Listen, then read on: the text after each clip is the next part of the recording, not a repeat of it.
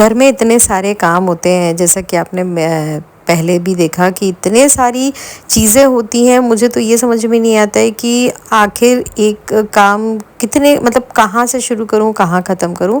लेकिन फिर मैंने इस चीज़ के लिए एक ये सोचा है कि मैं एक लिस्ट बना लेती हूँ और जो काम प्रायोरिटी में है मैं पहले वो करती हूँ, और जो काम मैं कल कर सकती हूँ वो मैं कल के लिए रख देती हूँ। मतलब इस तरीके से अपना दिन डिसाइड कर लेती हूँ कि आज जो काम मुझे बहुत ज़रूरी है मैं वो काम पहले कर लूँ। तो बस यही इस तरीके से लिस्ट बना बना के मैं फ्रिज में लगा देती हूँ, अंदर किचन में, ताकि मुझे ध्यान रहे। जैसे कि कोई सब्ज़ी ख़त्म हो गई है, कोई ग्रॉसरी ख़त्म हो गई है, तो वो भी मैं लिस्ट बना बना के फटाफट लिखती जाती हूँ। जैसे कि टाइड ख़त्म है या जो भी चीज़ें हैं, सॉस नहीं है, तो जब कभी मैं डीमार्ट की लिस्ट बनाती हूँ या कोई बाहर जाती हूँ तो मेरे दिमाग में रहता है कि नहीं मुझे ये करना है, और कई बार तो मैं वही लिस्ट उठाकर अपने पर्स में रख कर ले जाती हूँ। तो इस तरीके से मेरा जो है वो कहते हैं ना कि मैंने बहुत सारे घर ऐसे देखे हैं जहाँ पे लोग बोलते हैं अरे ये तो मैं भूल गई, अरे तो ये तो मेरे को माल याद ही नहीं रहा। मुझे ऐसा ज़्यादा नहीं होता क्योंकि मैं हमेशा लिस्ट बनाकर चलती हूँ, और मैं जब निकलती हूँ तो एक साथ 3-4 काम लेकर निकलती हूँ, जिससे कि मेरा जो टाइम है वो ज़्यादा वेस्ट नहीं हो, और एक ही जगह पे बहुत सारे जो मतलब काम है वो करके मैं फटाफट आ जाऊँ। तो वही करती रहती हूँ। और ये देखिए, ये बाहर का फ्रिज है। बाहर का बोले तो जहाँ वॉश एरिया है, जहाँ पर हमारे कपड़े धुलते हैं, बर्तन धुलते हैं,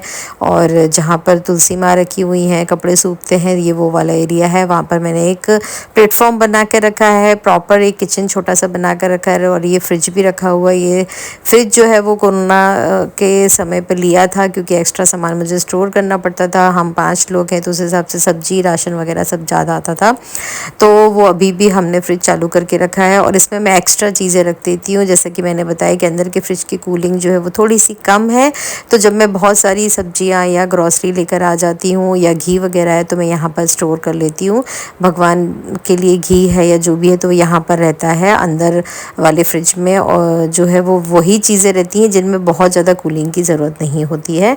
तो थोड़ी बहुत सब्जियां जो है वो मैं यहाँ पर मतलब रखती हूँ, और एक्स्ट्रा जो सब्जियां जो मुझे 2-3 दिन में ख़त्म करनी होती है वो मैं अंदर ले जाकर रखती हूँ। तो फ्रिज को मैंने बहुत अच्छे से साफ़ कर लिया था, सारे जो अटैचमेंट थे वो निकाल दिए थे, धो लिया था उनको, बहुत अच्छे से सुखा लिया था, और उसके बाद जो फ्रिज है वो मैंने साफ़ करके जमा लिया। और अधिकतर तो इस फ्रिज में प्रसाद ही रखा हुआ होता है, और जो एक्स्ट्रा सूजी, घी और ये बेसन, ये सारी चीज़ें होती हैं और सब्जियां होती हैं। तो आज तो मैंने फ्रिज को बहुत अच्छे से साफ़ सुथरा कर लिया है, और अब मैं मार्केट जाऊंगी तो जब मैं एक्स्ट्रा सामान जब लेकर आऊँगी तो मैं रख दूँगी। तो मैंने ना, जैसे कि मुझे कभी मंगौड़े बनाने हैं या कोई चीज़ें बनानी है तो मैं दाल वगैरह भी भिगो देती हूँ, तो यहीं इसी में रख देती हूँ।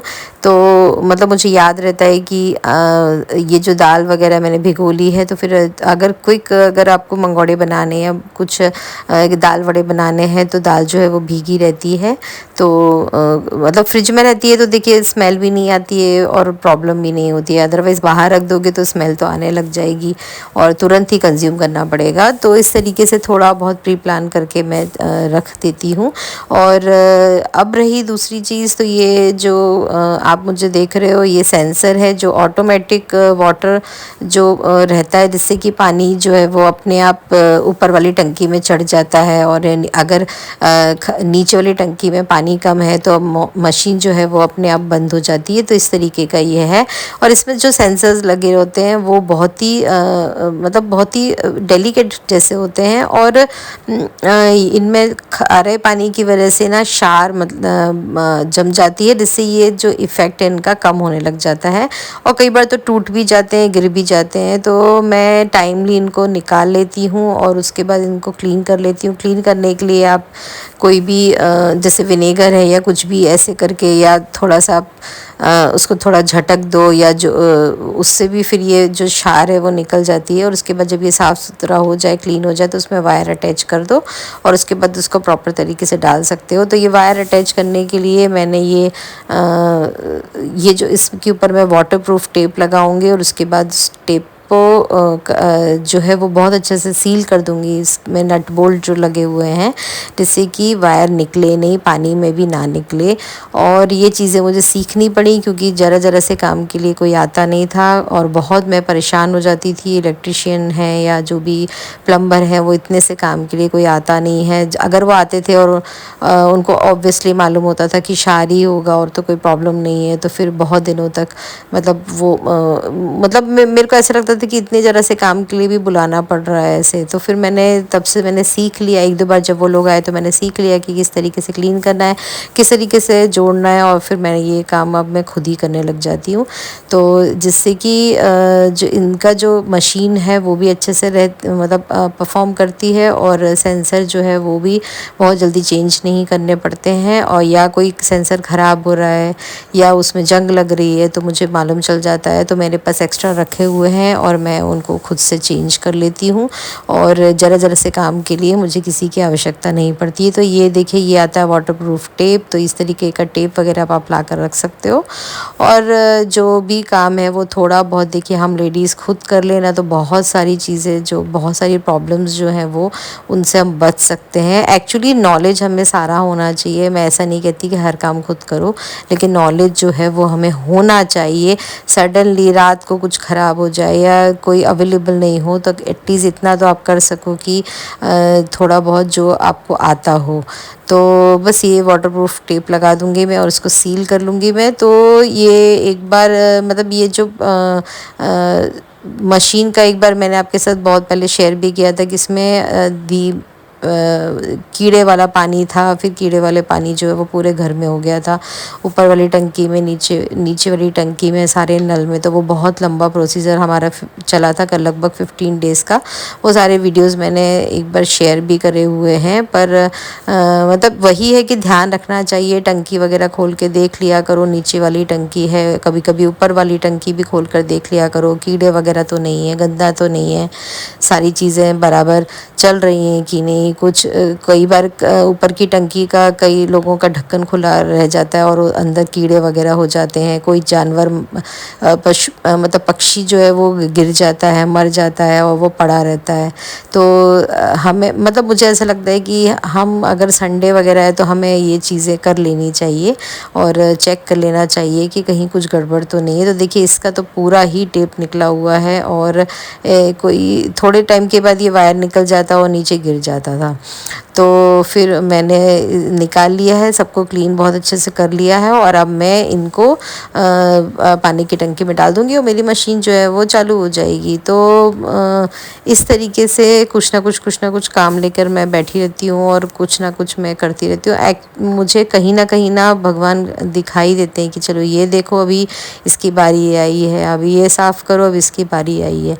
तो इस तरीके से मैं करती होती हूँ और मुझे सच बताऊँ, मुझे इन सब कामों में बहुत मज़ा आती है और मुझे अच्छा भी लगता है। तो बस देखिए चालू हो गया मेरा ये ऑटोमेटिक जो मशीन का है। तो ये मैं आपको एक चीज़ दिखा रही थी जो कि आपने मुझे अभी आपने देखा होगा मुझे थाईलैंड के ब्लॉग्स में। तो ये श्रग था जिसको मैंने टॉप बनवा लिया है, बहुत ही सुंदर तरीके से बन गया है। ओवरलैपिंग श्रग था, उसको मैंने फ्रंट में से स्टिच करवा लिया है और बहुत अच्छे से पैटर्न करवा लिया है। तो श्रग का मैंने टॉप करवा लिया है और बहुत ही सुंदर आया है, मतलब बहुत ही प्यारा लग रहा था ये टॉप। तो इस तरीके से आप भी दिमाग लगा सकते हो कि श्रग वगैरह पड़े हैं तो उनसे टॉप बना लो। और कोई भी चीज़ें हैं जो मैंने बहुत सारा भी किया था, जो कपड़े थे उनको मैंने जैसे कि वी नेक है या कोई भी ऐसे डोरी वाले हैं तो उनको मैंने बहुत अच्छे से मैंने उनको इस तरीके से उनका मेकओवर कर दिया, मेकओवर बोलना चाहिए, मतलब इस तरीके से उनको चेंज कर दिया था कि वो लग ही नहीं रहा था कि वो पुराने टॉप हैं या मतलब कहीं कुछ प्रॉब्लम थी उनमें। पर मैंने उन सब के वीडियोस नहीं बनाए क्योंकि बहुत सारे वीडियोस बना बना के डालने में इतना सारा नहीं कर पाती हूँ मैं।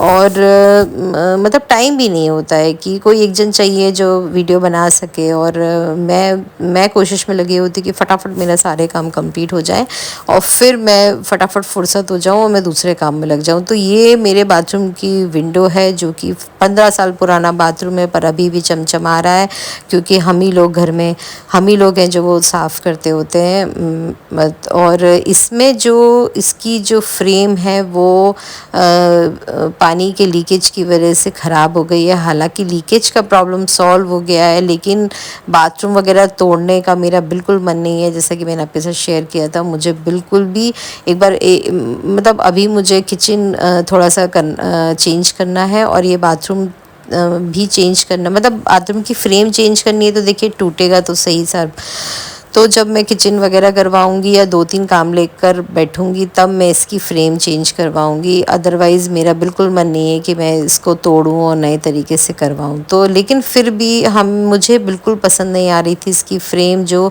इतनी गंदी लगती थी मुझे। और मैंने बहुत बार ट्राई किया कि एल्यूमिनियम की फ़्रेम करा दूँ, लेकिन इतना रेट हो रहा था, उससे तो अच्छा था कि मैं तोड़ के नया फ्रेम करवा लेती। तो मैंने सोचा कि कुछ तो अभी फ़िलहाल के लिए तो कुछ तो करूँ, क्योंकि देखो जैसे कि आपको दिख रहा है लकड़ी तो अच्छी मोटी है, इसकी कोई प्रॉब्लम नहीं है, बस वो लीकेज की वजह से थोड़ी सी डैमेज हो गई है। अदरवाइज़ इतना बाहर से आप देखोगे ना तो फ्रेम तो बिल्कुल बढ़िया है, कोई प्रॉब्लम नहीं। सिर्फ अंदर का जो पोर्शन है ना वो थोड़ा सा ख़राब हुआ है।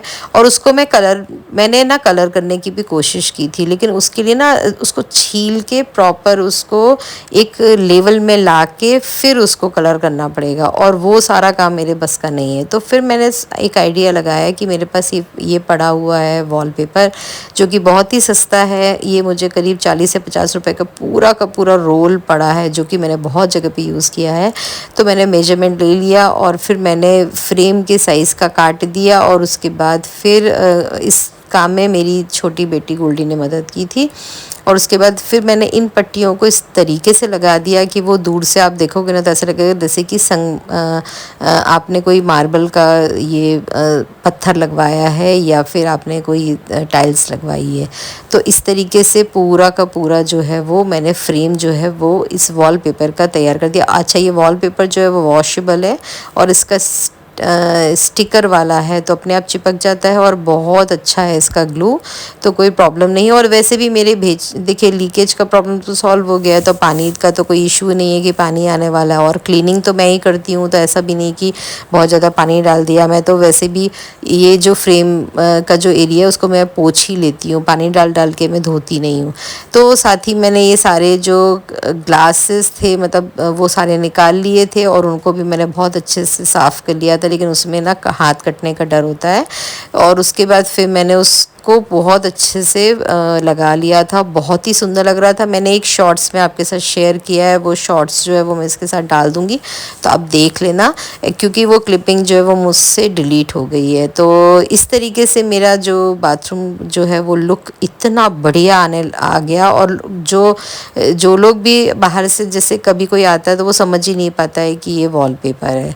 तो इस तरीके से थोड़ा सा दिमाग लगाने से मेरा जो है वो खर्चा जो है वो बच गया। अब रही बात इसकी, तो ये भी मैंने शॉर्ट्स में आपके साथ शेयर किया है। ये मैंने मीशो से मंगाया है, स्टैंड है, वुडन का है।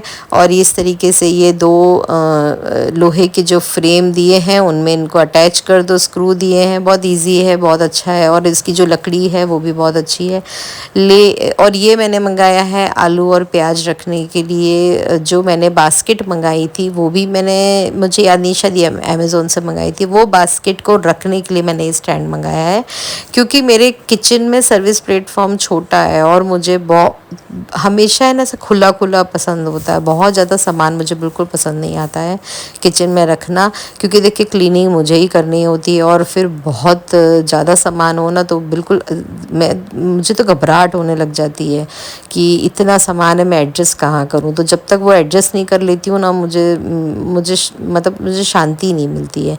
इसलिए मैं वो बास्केट एक के ऊपर एक रखती थी मैं, नहीं तो साइड में रखती थी, तो पूरा का पूरा सर्विस प्लेटफॉर्म जो है वो भर जाता था। और जो मेरी जो मिक्सर है वो मैं पहले अंदर रखती थी, लेकिन बच्चे क्या है कई बार निकालने रखने के चक्कर में एक दो बार गिरा चुके हैं उसको तो मैंने सोचा इसके पहले भाई नुकसान हो जाए, मिक्सर भी ऊपर ही रख दो। और अगर मैं मिक्सर भी ऊपर रखूँ और बहुत सारी चीज़ें भी वहाँ ऊपर रखूँ सर्विस प्लेटफॉर्म पे, तो बहुत ज़्यादा सामान हो जाएगा। तो उसके लिए एडजस्ट करने के लिए मैंने ये जो है वो स्टैंड मंगाया है। बहुत सारे स्टैंड देखे मैंने, एल्यूमिनियम के देखे, स्टील के देखे, लेकिन इसका जो लुक आया है ना वो बहुत ही बढ़िया लुक आया। तो देखिए ये रहा मेरा सर्विस प्लेटफॉर्म। और ये जो है प्रोफाइल वो मैंने आपके साथ शेयर किया हुआ है कि इसमें मैं बच्चों के लिए नाश्ता वगैरह जो है वो मैं जब कभी बाहर से लेकर आती हूँ तो मैं यहाँ इसमें ही रख देती हूँ। और भी जैसे अचार हैं या नमकीन है, सेव हैं, वो सारी चीज़ें जो वो इस प्रोफाइल के अंदर होती हैं। तो जैसे कि घर में कोई चीज़ें नाश्ते बनाए, कुछ बनाए, तो वो सब भी मैं फिर इस प्रोफाइल के अंदर रख देती हूँ। तो ये जो सर्विस प्लेटफॉर्म है इस पर मुझे जगह करनी है। इस पर बहुत सारी चीज़ें होती हैं, केटल होती है, चॉपर होता है और आलू प्याज की बास्केट होती है, क्योंकि और कहीं और रखूँगी तो देखिए सड़ने का डर होता है आलू प्याज का, और अंदर वगैरह तो अंदर तो रख नहीं सकते हैं, इसीलिए फिर ऊपर रखना है। तो और ये सॉस की बॉटल होती है वो मैं ऊपर ही रखती हूँ। कई बार गिर जाती है और हमें टूट जाती है, तो ये बॉटल्स वगैरह रखने के लिए मुझे जगह चाहिए। तो इस तरह से कॉर्नर पे मैंने एक जगह कर दी है। और अब ये देखिए आलू के साथ लहसुन नहीं रखना चाहिए, लेकिन जगह कम थी इसलिए मैंने रख दिया है। और ये मैंने प्याज रख दिया है। और ये जो हमारे सामान के साथ आते हैं ना, उन्हीं को मैंने काट कर बिछा दिया है आलू प्याज की बास्केट के अंदर। और फिर ये मैंने रख दिया है चॉपर, और अब मैं रख दूँगी मेरी केटल।